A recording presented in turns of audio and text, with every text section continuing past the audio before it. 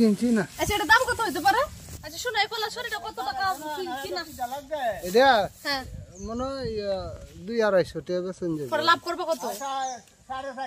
450 লাভ হইব কত? কত হইতে পারে? কত হইব এই 50 টাকা। মাত্র 50 টাকা লাভের জন্য এগুলো কাহিনী কিরে পায়াল? এটা কোনো কাহিনী তুই একো। কিছুদিন আগে যে আমরা মানে ভিডিওটা করছিলাম এটা হচ্ছে লাউ গাছ মানে যে দেখাইছিলাম লাউ গাছ মানে অনেক বেশি বৃষ্টি হয়েছে পানি জমে যাওয়াতে হচ্ছে কি লাউ গাছ প্রায় মরে গেছে। তো আমরা এদিকে যাচ্ছি দেখি এখন কি অবস্থা। আমরা নতুন একটা গাছ লাগানো হয়েছে। কি গাছ না এটা? কুমড়া। হ্যাঁ কুমড়া গাছটা। আচ্ছা কুমড়া গাছে কি কি খাওয়া যায়? পাতা পাতা খাওয়া যায়। পাতা ভর্তা করে যায়। হ্যাঁ ভর্তা কি রকম ভর্তা কিভাবে খাওয়া যায় রে?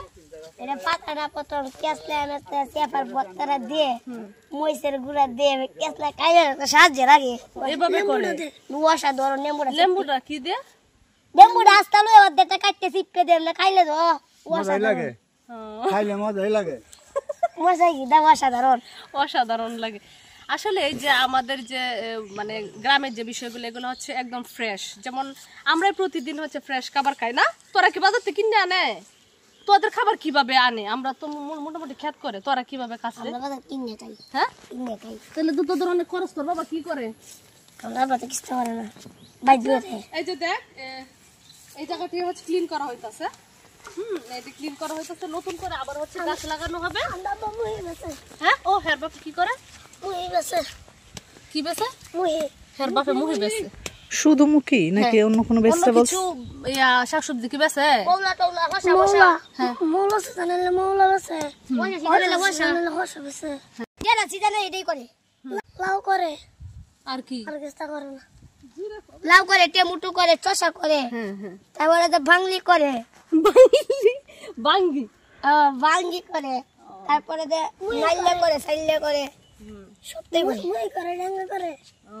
আচ্ছা মুই এইটা দিয়ে কি এদের সংসারটা চলে না এমনি অন্য কিছু? হ্যাঁ মুলা করে চলে। অনেক ভালো লাগতেছে সকালটা। আর ইয়া পায়েলটা হয়েছে আসতে পারে না প্রতিদিন কারণ হচ্ছে মাদ্রাসায় কিভাবে পড়ো মানে কোন ক্লাসে? আমি তো আসলে মাদ্রাসার বিষয়টা বুঝি না।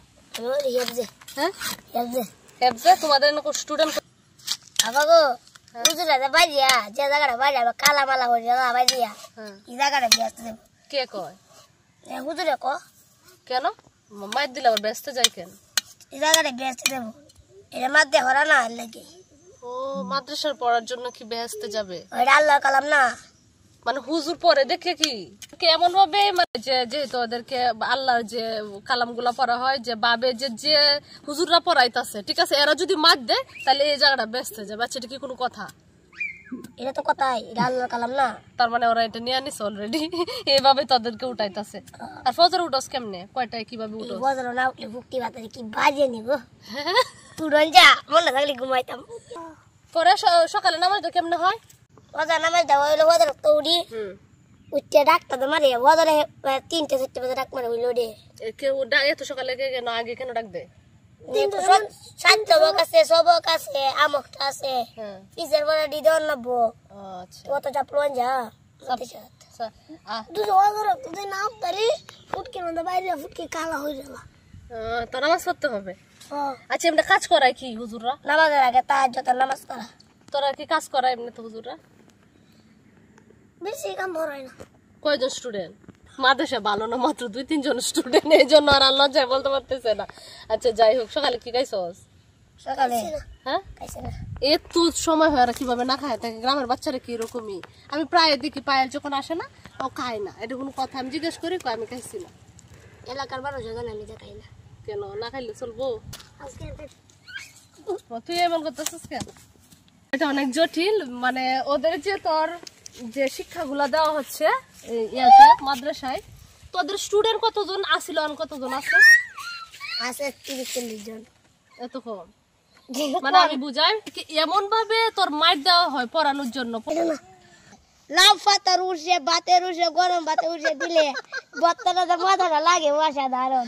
কি করছিস আমি তো কিছুই বুঝছি না। মানে বাটি গরম হয়ে যাবে দিন আমাদের হিট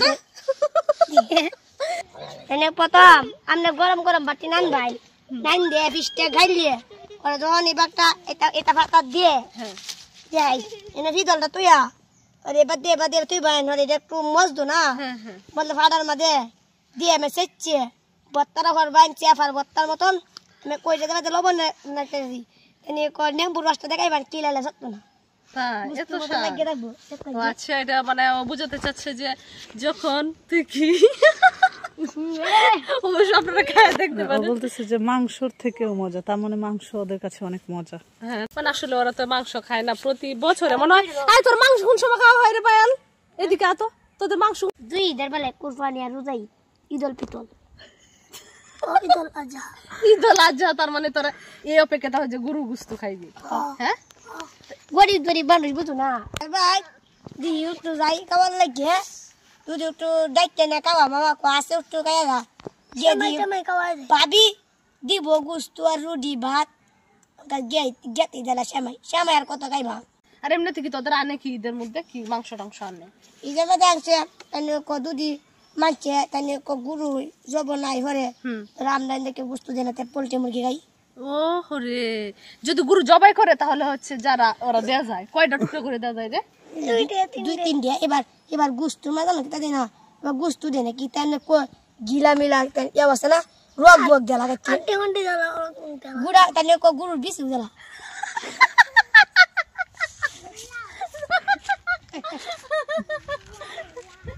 আল্লাহ